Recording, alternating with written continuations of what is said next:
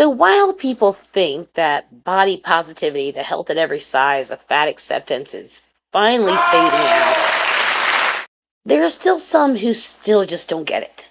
Who don't get how unhealthy it is, how it affects you. I mean, they've gone as far as to saying that the fat cushions you when it's actually eating at you inside. Yeah, it's turning your body toxic. I mean, I have so many issues now from, not taking care of myself for so many years. And I mean, getting as big as I did.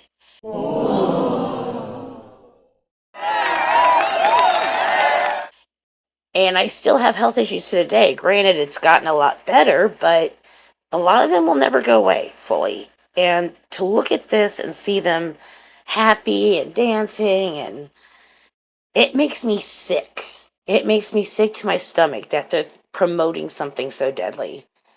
And I feel like it is. It is disgusting. But let's just get into it. So sick and fucking twisted! Sick and twisted! When straight-sized people call themselves mid-size and hashtag body positive in their posts. Like, they even have a chart. You can't even... You can't just be fat. There's, like, different spectrums. Like, and they get mad about it. And even in their own community, they're this divided. It's crazy. Oh my god. Oh my god, he on X Games month. I'm sorry, I was waiting for that swing to break. Oh my god. And I'm not trying to be mean, I swear, but not everything was made for bigger people. There's a reason for that, though, because the default size is a little bit smaller. Wrong with the woman on the right.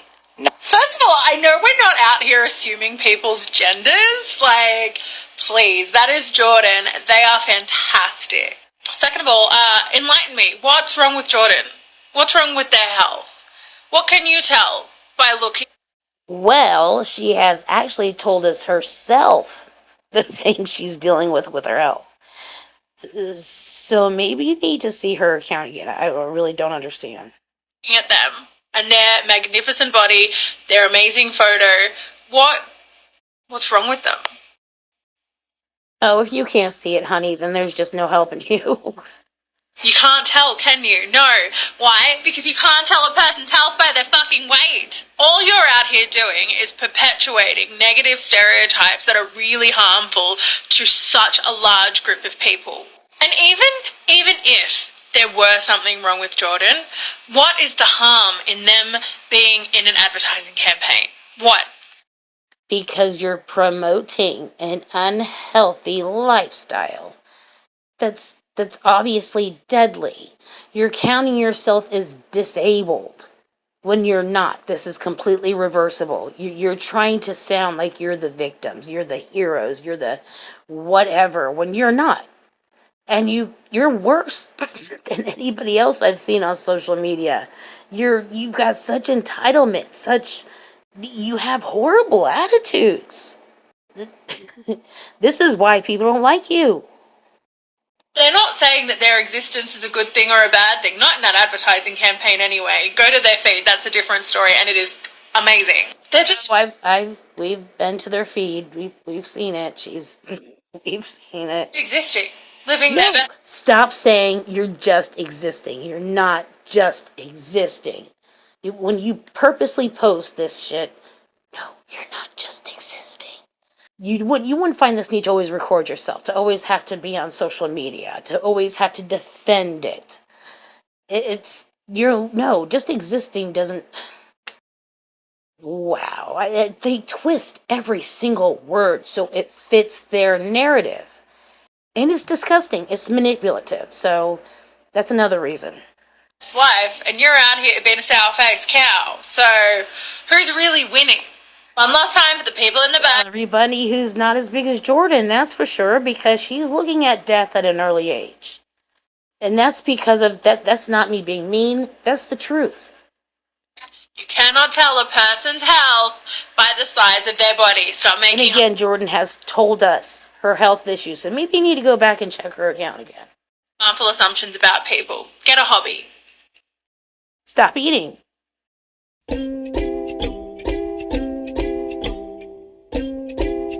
Okay, ew. No, thank you. No one's trying to invalidate skinny people here, but what I'm trying to say is, like, you get the luxury of living your life and being the standard and not having to, like, literally, like, identify as a skinny person. Like, as a fat person, like, I have to take on the role as a fat person. Like, it is a label that I have been given, and people look at me and they think she's fat.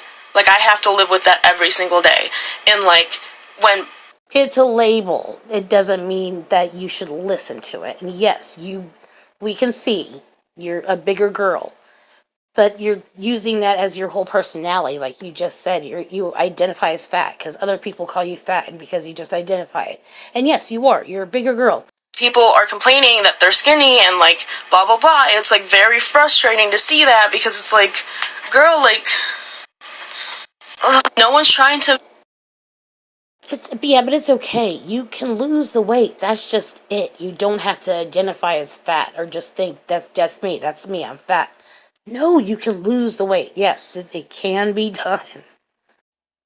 I'm fat, but big deal. I don't feel bad about it.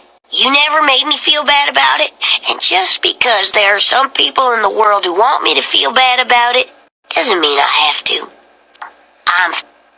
Yeah, but... That's just it, though. You're still advertising it as something that's okay, and not only that, but I'm sorry, I'm not... I'm a bigger girl, but I would never dress in something like that. I'm actually quite modest. I have been since I was skinny, before I had kids. But this is... I'm sorry, it's too much skin. It doesn't look good. Fat. The first time I learned I was fat. The first time I learned I was fat was in the 3rd grade, when my mother started asking if they should put locks on all of the cabinets to keep us from eating the snacks. The second time I learned I was fat was in the 4th grade. The older sister of my childhood friend tried to make me stand on a scale while they guessed my weight. The third time I learned I was fat was in the 5th grade. My mother took me to get my first set of blood work, convinced there had to be something wrong with me, because I was such an active kid. Every year after, we did the same round of tests. The 4th time I learned I was fat happened subtly and slowly, through a repeated joke my dad made in my adolescence. He said I didn't need to eat because I had enough weight on my belly to sustain me for weeks. The 5th time I learned I was fat was in the 7th grade. Okay, I'm just stopping you. First off, I know how you feel in schools. Kids can be so freaking cruel. It's unbelievable. And I am sorry what happened to you. But please don't make that an excuse to shape your future. The girlfriend of the boy I liked in the 6th grade started harassing me on the internet. She and her friends told me I should be embarrassed for thinking it possible that this boy could ever like me back. The 6th time I learned I was fat, I was 13. My mother wanted to do the Atkins diet. Then the South Beach, maybe Jenny Craig, Weight Watchers.